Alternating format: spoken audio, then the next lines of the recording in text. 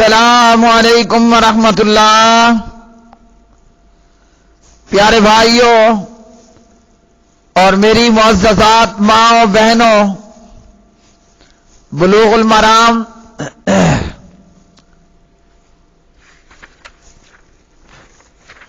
کتاب القضاء فیصلے کرنے سے متعلق احکام و مسائل، فیصلہ کرنے سے متعلق احکام و مسائل، باب الشہاداتی، شہادتوں گواہیوں سے متعلق احکام و مسائل، سبق نمبر ہے 291 بسم اللہ الرحمن الرحیم۔ عن زید بن خالد الجہنی رضی اللہ تعالی عنہ ان النبی صلی اللہ علیہ وسلم قال الا اخبرکم بخیر الشہداء هو الذی یأتی بالشہادۃ قبل ان یسألها، رواہ مسلم۔ زید بن خالد جوہنی رضی اللہ عنہ راوی، نبی علیہ الصلوۃ والسلام نے فرمایا، کیا میں تمہیں بہترین گواہ کے بارے میں نہ بتاؤں؟ بہترین گواہ وہ ہے جو گواہی طلب کیے بغیر از خود گواہی دینے آئے۔ پیارے بھائیوں، شہادہ کی جمع ہے کسی چیز کی درستی کی خبر اور اطلاع اپنی آنکھوں دیکھے حال اور مشاہدے کی بنا پر دینا۔ تو اس حدیث میں نبی علیہ الصلوۃ والسلام نے فرمایا، گواہوں میں بہترین گواہ وہ ہے جو گواہی طلب کیے بغیر از خود ہی گواہی دینے آئے، یعنی اگر وہ کسی واقعے کے تعلق سے آنکھوں دیکھا حال جانتا ہے تو پھر وہ آ کر گواہی دے۔ اور قرآن پاک میں اللہ رب العالمین نے فرمایا، اعوذ باللہ من الشیطان الرجیم، وَلَا تَكْتُمُوا الشَّهَادَةَ وَمَن يَكْتُمْهَا فَإِنَّهُ آثِمٌ قَلْبُهُ، اور تم گواہی مت چھپاؤ، جو گواہی چھپاتا ہے وہ گنہگار دل والا ہے۔ اسی طرح فرمایا، وَأَقِیمُوا الشَّهَادَةَ لِلَّهِ، اور اللہ کی رضا کے لیے ٹھیک ٹھیک گواہی دو۔ اگلی حدیث، عن عمران بن حسین رضی اللہ تعالی عنہما قال قال رسول اللہ صلی اللہ علیہ وسلم ان خیرکم کرنی ثم الذین یلونہم ثم الذین یلونہم ثم یکون قوم یشہدون ولا یستشہدون ویخونون ولا یؤتمنون وینذرون ولا یوفون وَيَظْهَرُ فِيهِمُ السِّمَنُ، متفق علیہ۔ عمران بن حسین رضی اللہ عنہ راوی، نبی علیہ الصلوۃ والسلام نے فرمایا، تم میں سب سے بہترین میرے زمانے کے لوگ ہیں، یعنی صحابہ کرام رضوان اللہ علیہم اجمعین، پھر ان کے بعد والے یعنی تابعین، پھر ان کے بعد والے یعنی تبع تابعین، پھر ایسے لوگ پیدا ہوں گے جو گواہی دیں گے اور ان سے گواہی طلب نہیں کی جائے گی، وہ خائن ہوں گے، امانت دار نہیں ہوں گے، نظریں مانیں گے، منتیں نظریں مانیں گے مگر نظر منت کو پورا نہیں کریں گے، اور ان میں موٹاپا عام ہو جائے گا۔ تو پیارے بھائیوں اور بہنوں، پیارے نبی علیہ الصلوۃ والسلام نے اس حدیث کے اندر فرمایا کہ تم میں سب سے بہترین میرے زمانے کے لوگ ہیں، اور پیغمبر کے زمانے کے کلمہ پڑھنے والے جن کی نبی علیہ السلام سے ملاقات ثابت ہو وہ ہوتے ہیں صحابہ کرام رضوان اللہ علیہم اجمعین۔ تو ایمان والوں میں سب سے بہترین لوگ فرمایا میرے زمانے کے لوگ یعنی صحابہ، اور پھر جن لوگوں نے صحابہ کے دیدار کا ملاقات کا شرف حاصل کیا تابعین، اور پھر جن لوگوں نے تابعین کے دیدار اور ملاقات کا شرف حاصل کیا تبع تابعین۔ تو اس حدیث میں نبی علیہ الصلوۃ والسلام نے 3 زمانوں میں موجود ایمان والوں کو بہتر لوگ کہا، صحابہ، تابعین اور تبع تابعین۔ پھر آپ نے فرمایا ایسے لوگ پیدا ہوں گے جو گواہی آ کر دیں گے اور ان سے گواہی طلب نہیں کی جائے گی۔ کیا مطلب؟ کہ وہ لوگ جن سے گواہی طلب نہیں کی جائے گی از خود آ کر گواہیاں دیں گے۔ اور یہ کون سے لوگ ہوں گے جن سے گواہی طلب نہیں کی جائے گی؟ یہ خائن ہوں گے، امانت دار نہیں ہوں گے، نظر منت مانگ تو لیں گے مگر پوری نہیں کریں گے۔ اس سے پچھلی حدیث میں نبی علیہ السلام نے فرمایا بخیر الشہداء، بہترین گواہ جو گواہی طلب کیے بغیر خود گواہی دینے آ جائیں۔ اور اس حدیث میں ہے کہ گواہی دیں گے اور ان سے گواہی طلب نہیں کی گئی ہوگی۔ دونوں حدیثیں درست ہیں، فرق بالکل واضح ہے۔ پچھلی حدیث میں اچھے لوگ مراد ہیں، اور اس حدیث میں کہ گواہی دیں گے اور ان سے گواہیاں نہیں لی جائیں گی۔ کیوں نہیں لی جائیں گی؟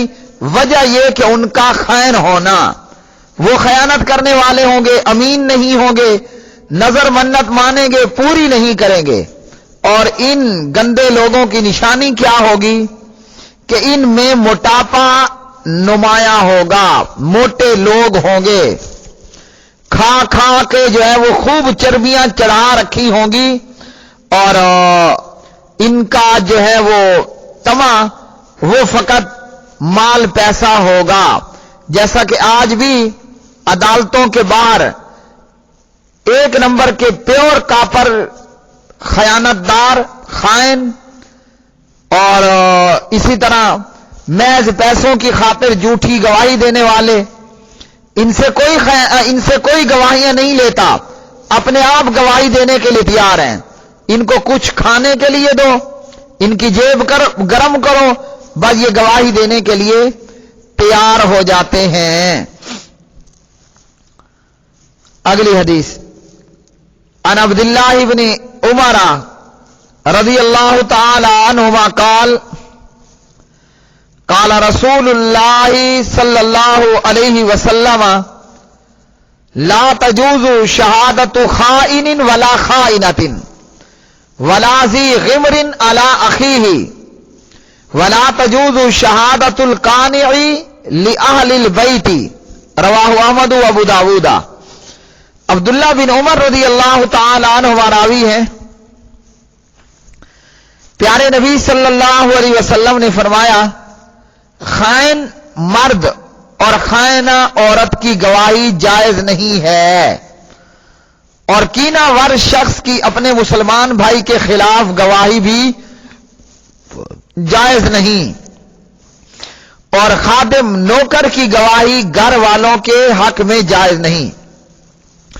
تو پیارے بھائی اس حدیث نے بھی مسئلہ مزید واضح کر دیا کہ خائن مرد ہے یا خیانت کرنے والی عورت، ان کی گواہی درست نہیں ہے۔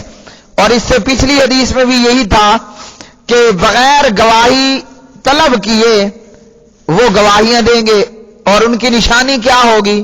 وَيَخُونُونَ وَلَا يُؤْتَمَنُونَ، کہ خیانت کرنے والے ہوں گے اور امین نہیں ہوں گے۔ اور اس حدیث میں بھی فرما دیا کہ خائن مرد اور خائنہ عورت، ان کی گواہی درست نہیں ہے۔ اور جو اس سے پہلے مسلم کی حدیث تھی تو وہ اچھے لوگوں کے بارے میں، امانت دار ایمان والے لوگوں کے متعلق ہے کہ وہ اگر اپنے آپ آ کر گواہی دے تو ان کی گواہی درست ہے، اور اگر 2 نمبر 2 رنگا بندہ گواہی دے اپنے آپ تو اس کی گواہی لینا صحیح نہیں، وہ خیانت دار ہو اور دیگر خرابیاں اس کے اندر ہوں۔ اسی طرح کینہ ور شخص، ایک بندہ کینہ پرور ہے، اس کی گواہی بھی درست نہیں کہ وہ کوئی نہ کوئی گڑبڑ کرے گا، اور نوکر کی گواہی گھر والوں کے حق میں بھی قبول نہیں ہے کہ کہیں جانبداری نہ ہو جائے یا جانبداری کا شبہ نہ رہے۔ اگلی حدیث، عن ابی ہریرہ رضی اللہ تعالی عنہ انہ سمع رسول اللہ صلی اللہ علیہ وسلم لا تجوز شہادت بدوی علی صاحب قریۃ، رواہ ابو داود و ابن ماجہ۔ ابو ہریرہ رضی اللہ تعالی عنہ راوی ہے، پیارے نبی صلی اللہ علیہ وسلم نے فرمایا، ابو ہریرہ نے اللہ کے پاک نبی کو فرماتے ہوئے سنا، پیارے نبی صلی اللہ علیہ وسلم نے فرمایا، خانہ بدوش کی گواہی شہری کے خلاف قابل قبول نہیں ہے۔ خانہ بدوش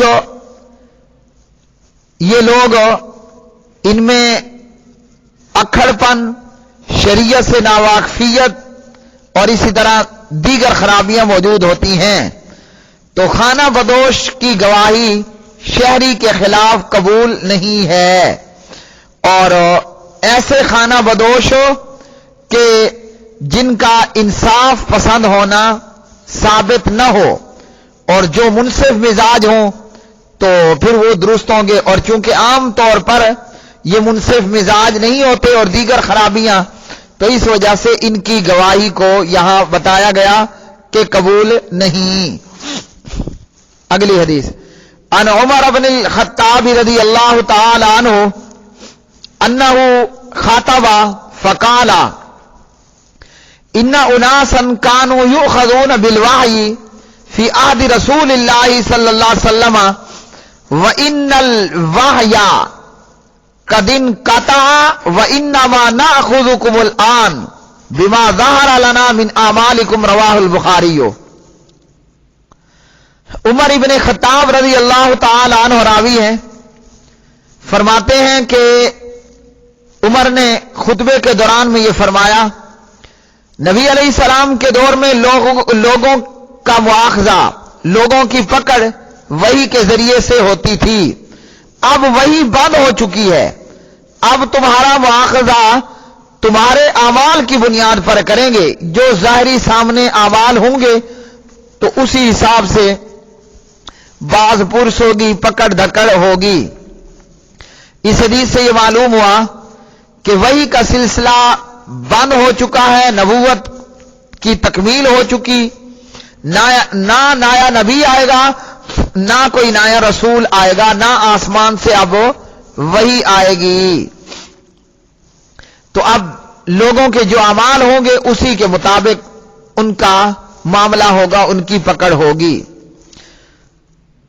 اور اگر کسی کے ظاہری اعمال گندے ہیں، خراب ہیں، تو وہ گواہی کے قابل نہیں، قابل اعتبار نہیں، اور اس کی گواہی قبول نہیں۔ اگلی حدیث، عن ابی بکرہ رضی اللہ تعالی عنہ عن النبی صلی اللہ علیہ وسلم انہ عد شہادت الزور فی اکبر الکبائر متفق علیہ فی حدیث طویل۔ ابو بکرہ رضی اللہ عنہ راوی، نبی علیہ السلام نے فرمایا، جھوٹی گواہی کو بڑے گناہوں میں شمار کیا ہے۔ ابو بکرہ نے کہا کہ نبی علیہ الصلوۃ والسلام، آپ صلی اللہ علیہ وسلم نے جھوٹی گواہی کو بڑے گناہوں میں شمار کیا ہے، تو کیا معلوم ہوا کہ جھوٹی گواہی کبیرہ گناہ ہے، اور کبیرہ گناہ مثلا اللہ کے ساتھ کسی کو شریک ٹھہرانا، ماں باپ کی نافرمانی کرنا، میدان جہاد سے بھاگ جانا، پاک دامن عورتوں پر تہمت لگانا اور جھوٹی گواہی دینا وغیرہ وغیرہ۔ آج عدالتوں کے اندر جھوٹی گواہی اور رشوت یہ اپنے عروج پر ہے۔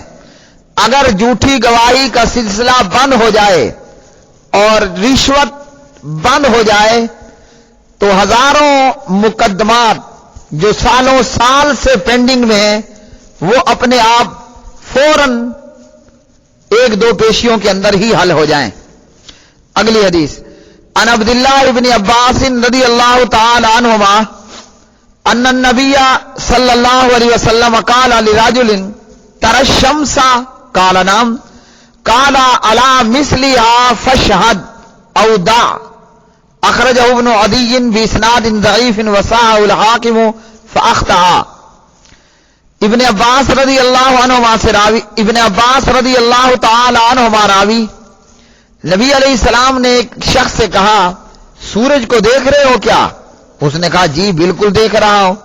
آپ نے فرمایا اس طرح کی گواہی دو ورنہ رہنے دو جیسے یہ دن چڑھا سورج تمہیں صاف نظر آ رہا ہے. گواہی اس چیز میں دو جب پوری طرح اطمینان ہو، صورتحال کا مشاہدہ کیا ہو. محض گمان ظن کی بنیاد پر گواہی نہیں دینی. یہ حدیث سندن ضعیف ہے مگر بات اسی طرح ہی ہے کہ گواہی تب دینی چاہیے کہ جب پوری طرح اس کے تعلق سے مشاہدہ ہو، اس کے حال سے بندہ واقف ہو. اگلی حدیث عن عبداللہ ابن عباس رضی اللہ تعالی عنہما ان النبی صلی اللہ علیہ ان رسول اللہ صلی اللہ علیہ وسلم قضا بیمین وشاہد اخرجہ مسلم وابو داود والنسائی وقال اسنادہ جید. ابن عباس رضی اللہ عنہ راوی نبی علیہ الصلوۃ والسلام نے ایک قسم اور ایک گواہ کی بنیاد پر فیصلہ فرمایا. اگلی حدیث وعن ابی ہریرہ رضی اللہ تعالی عنہ مثلہ اخرجہ ابو داود والترمذی وصححہ ابن حبان. اپنے ابو ہریرہ رضی اللہ عنہ سے بھی ابن عباس کی روایت کی طرح ہی روایت ہے. تو اس حدیث سے یہ معلوم ہوا ایک قسم اور ایک گواہی کے ساتھ فیصلہ کرنا جو ہے وہ درست ہے کہ جب مدعی کے پاس صرف ایک گواہ ہو، مدعی کے پاس ایک گواہ ہے، اس صورت میں اس سے دوسرے گواہ کی جگہ قسم کو قبول کر لیا جائے گا. امام مالک، شافعی، احمد، اسحاق رحمہم اللہ تعالی اور جمہور علماء کی یہی رائے ہے. ان کا کہنا ہے کہ مالی معاملات میں ایک گواہ اور ایک قسم جائز ہے. ہاں غیر مالی معاملات میں دو گواہوں کا ہونا ضروری اور لازمی ہے. پیارے بھائیو، یہ آج کا سبق نمبر تھا 291. آج کے سبق میں گواہیوں کے تعلق سے معلوم ہوا. آج کے سبق میں نبی علیہ السلام سے ہمیں یہ پتہ چلا کہ خیانت خائن مرد خائنہ عورت، خیانت کرنے والے اور منتوں کو پورا نہ کرنے والے ایسے لوگوں کی گواہی نہیں لینی چاہیے اور ایسے لوگوں کی گواہی جائز نہیں، درست نہیں. اور اسی طرح آج کے سبق سے ہمیں یہ معلوم ہوا کہ جھوٹی گواہی دینا یہ کبیرہ گناہ ہے.